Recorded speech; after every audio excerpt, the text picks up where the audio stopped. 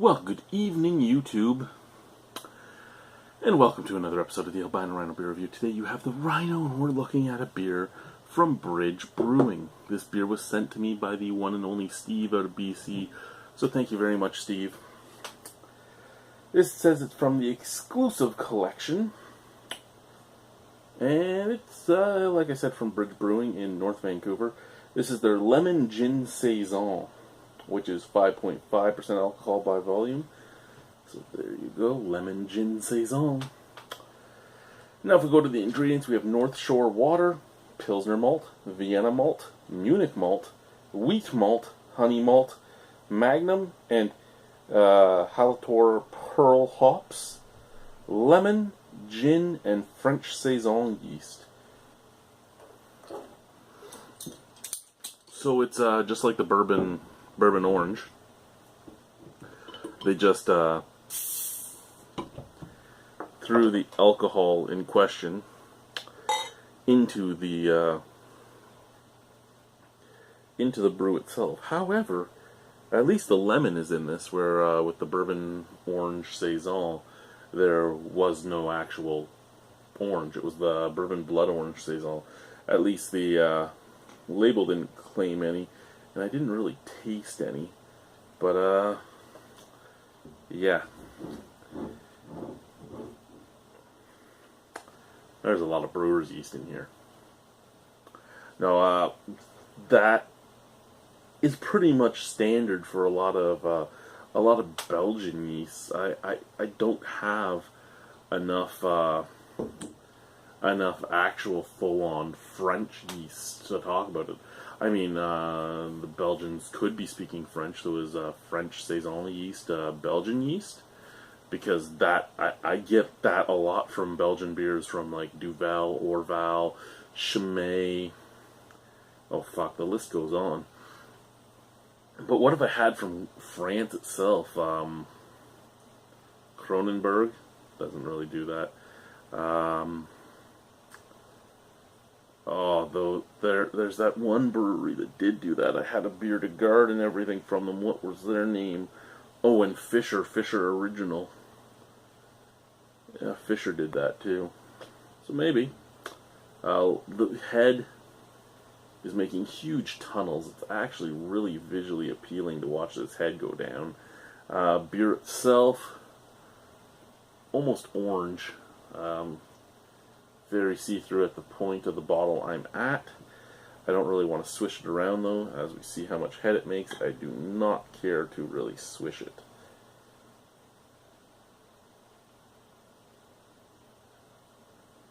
So I guess the question now comes to, can I smell anything in this beer?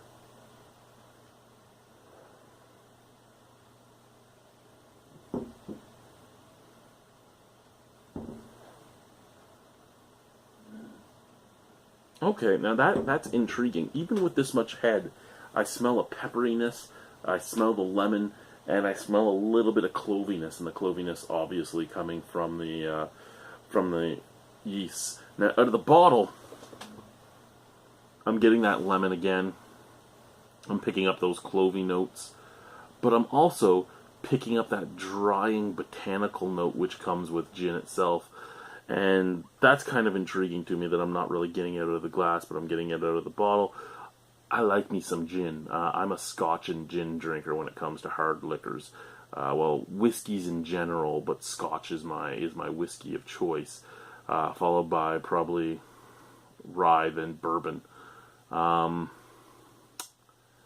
And gin, I love me some nice gin. I especially love Hendrick's gin, which I know isn't full-on gin because of the fact that it's a cucumber gin instead of just being a juniper berry gin. But whatever.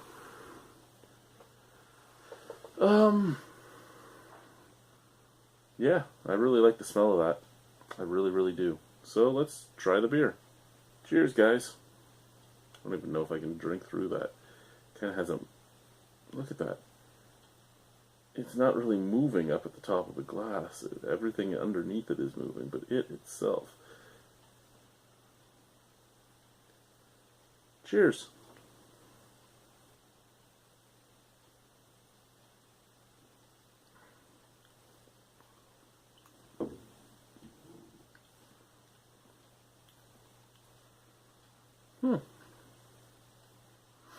You know, you look at the ingredients list on this, which is fairly expansive, to be honest, and you look at the title of the beer, which really makes it sound like it's going to be an amazing beer. And then you drink the beer, and it's a solid beer. It really is. There's nothing wrong with it. But after you're done reading the ingredients and looking at the title, and then you drink it, it's a little lackluster. I mean, you read that and you think maybe it's going to be slightly different than a normal Saison. And then you drink it and you're like, hey, I'm drinking a Saison. And I think that's where I'm sitting with this. I mean, it's nice. It's 5.5% alcohol, so you can drink a bunch of it, and it is closer to historic and traditional Saison ABVs instead of what we here in North America have made a Saison, because we can do whatever we want. You can do whatever you like.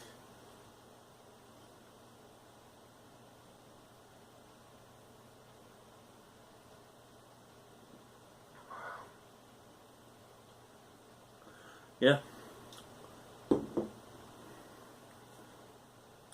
Light to medium bodied. Very minimal carbonation. Lots of head, but very minimal carbonation.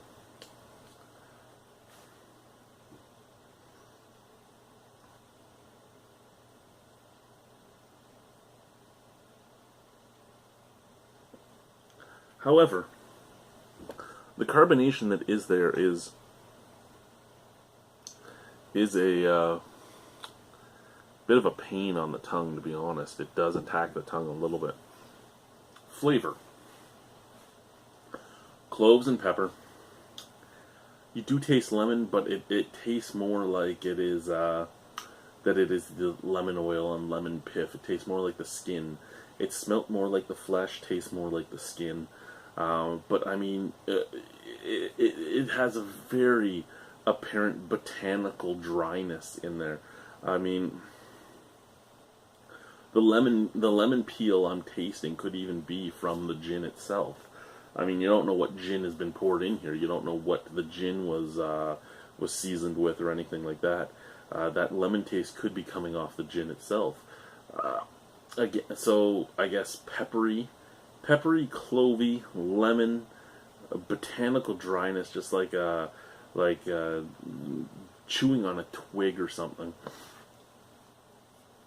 and light mouthfeel. Really not much malty sweetness. There's a lot of malts in here, and there is a little bit of like a little tiny touch of malt sweetness up at the forefront that does combat all the dryness for a few seconds before it fades away, but there isn't all that much to it, to be honest.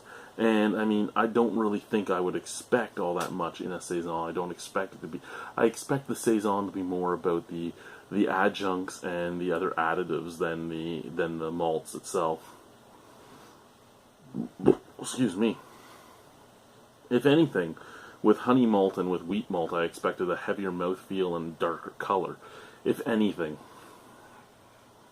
I don't mind the beer. There's nothing really wrong with the beer. I like the beer more than I liked the bourbon blood orange wheat, even though I thought the bourbon blood orange wheat was going to be amazing. I do still slightly feel in my own heart that just pouring liquor into a beer is cheating, but that's me. I mean, I do it myself. I've admitted this. I do it myself when I homebrew, so I can't really fault them on it. It's just, I don't know, there's some practices that homebrewers do that I just don't think work very well once you go into the commercial world. But I mean, how else would you get the gin taste, right? You could use like you could use wooden staves soaked in gin. Any other way you're going to add gin flavor to this, it would be basically just using juniper berries and juniper twigs yourself, or all the other ingredients, rose petals, all that, using it all yourself in the beer, or using wood chips that are soaked in it, or if it was ever in a barrel, if you found a gin that was barrel aged or something, using that barrel. I mean, those are the only real ways to get this flavor in it without just pouring gin in. So I can understand why it happens. I'm just stating my opinion on it, and my opinion is just my opinion. It doesn't really matter. It's about it's about as worthwhile as the idea that I'm some type of encyclopedia or something. I just talk about what I feel, and that's just the way it is. It's a good beer. Would I go out of my way to get the beer again? No. Would I buy the beer again, though, if it was available to me? Probably.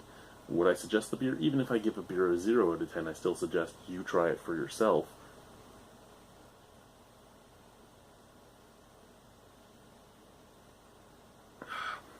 Yeah. The more you drink it, the more those ginny botanicals come out. There's nothing wrong with the beer, like I said. It's actually a fine beer.